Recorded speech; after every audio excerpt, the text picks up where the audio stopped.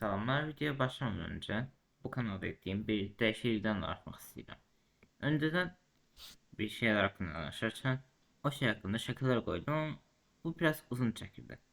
Ona göre de o şaka koymaktansa ondan size tanıştığım oyun hakkında arkada bir gameplay olsun.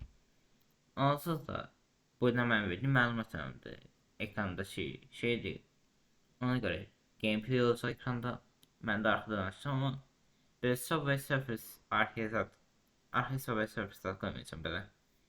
Mesela Granny'den başlamasa Granny'nin gameplay'ini Baldi'den yani Baldi oyunundan başlaması Baldi'nin gameplay'ine göreceğim. Böylelikle uygun olacak. Neyse. Bu yeniden açtığıma göre başlayabilir. Bir daha başlamadan önce bunu demek istiyorum ki ben Granny hakkında oynarken hiç sevmedim. Başlarken de o uyarıya böyle bakmışım. İleride böyle yazdı yani gameplaylerde sadece etrafta gaz. Neyse başlayalım. Şimdi Green'in hikayesi benimsine başlıyor. Dukan Volkanovic'ti bunu adam. O dövrdə Slenderman çok popüler idi. Hem saxta yani korku videolar, oyunlar var. Slenderman o vaxtda popüler idi. Denis Volkanovich de ya da internet sanılan adıyla developer'da bununla əlaqəli Slenderman'dan ilham olarak Slendrina adlı bir oyun çıkardı. Yani Slenderman'ın kız versiyonu gibi bir şey.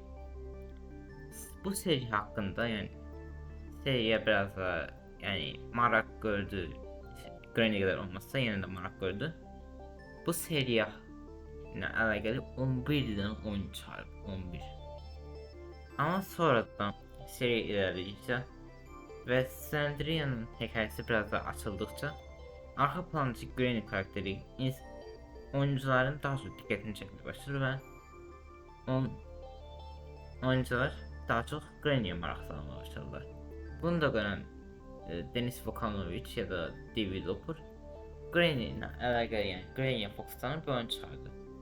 Hem Sandria kütlesinin oyuna gelmesi hem de böyle YouTuber'ların o oyun hakkında videolar çekmesi oyunu hakikaten popülerleştirmiştir. Şimdi bir de Google Play'de 500 milyon indirmesi var.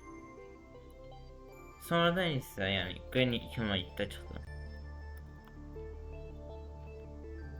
Granny'yi seslendiren Dukan Vukanovic'in arvadıdır ve 2019'da da ikinci oyun Granny Chapter 2 çıkmıştır. Chapter 2 adının almasının sebebi yani tahminen bu yani Denis Vukanovic'in özelliklerinde de bir şey olmasa tahminen o dövrdə Granny hər də bir devam edir yani Granny 3 kimi hər olmasa popüler deyildi, popülerləşmeye devam edirdi. Chapter 2 olmakta bu oyunun devamı olduğunu insanlara daha rahat gösterebilmek için idi. Sonradan 3. oyunda ise düz Granny 3 oyun. Şimdi Granny 2'de birinci oyundan başka Grandpa karakteri de oyuna gelmişti. Grandpa sesleri işletilmezse Granny 2'nin yerində iki karakter bize oyuncuya çətinlik çıxardı. Bu arada oyun özü hakkında danışmaq olmuşam. Oyunda bir çox çıxış yöntemi var və həm Granny'nin səsləri işləməsi, həm də o oyun abu havasını sizi dəqiqə saxlaması oyunun uğurlarından biri olmuş. Neyse Granny 2'ye geri dönək. Grandpa karakterinin tanınması ve gameplay'in biraz da yaxşılaşdırılması bir de evin değişmesinden başka çok da bir şey değişmemiştir Granny ile alakalı Granny Chapter 2'de. Əsl değişiklik ve en detallı oyun Granny'nin 3. oyunda olacaktır. 3. oyun seriyanın aşağı en detallı oyunuydu. En çetin oyunuydu. Grandpa'nın yani bir farklı olarak sadece yakın değil uzaktan vuran bir silahı da var idi.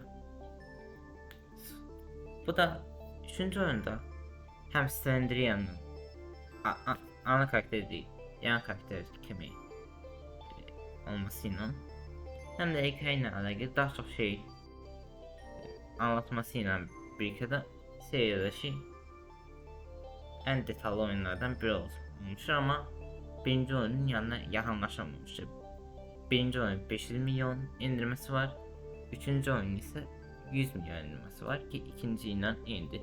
Hem Chapter 2 hem de Chapter 3 ikisi 100 milyon indirmesi var. Seriyanın özü bu konu için hayatında çok şey değiştirmiştir.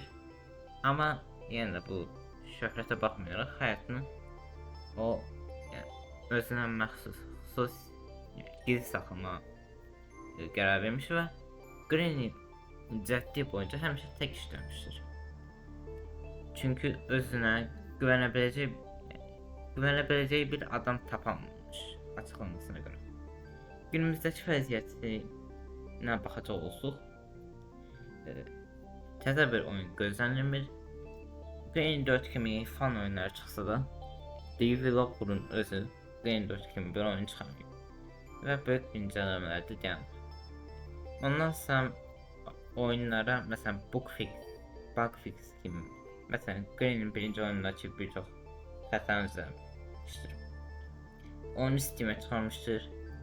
Oyuna həqiqi bir hekayə vermişdir amma ondan başqa bir oyun çıxarmamışdır. Bunun da səbəbini onda təxmin edirəm ki, artıq Granny 3 zamanlarında qorxu trendi dəyişmişdir və Huggy Wuggy, Garden of Bomba kimi oyunlar daha çox gözə batır. Bu oyunlar həm daha rəngli idi, həm də daha dərin bir hekayəyə sahib olduğu üçün teori kanallarına da daha çox sərf edirdi. Beləliklə o oyunlar yüksəlmiş və Granny tamamen unutulması da yenə də biraz unutulmuşdur və gözdən çəkilmişdir. Videonu izlediğiniz için sağ olun.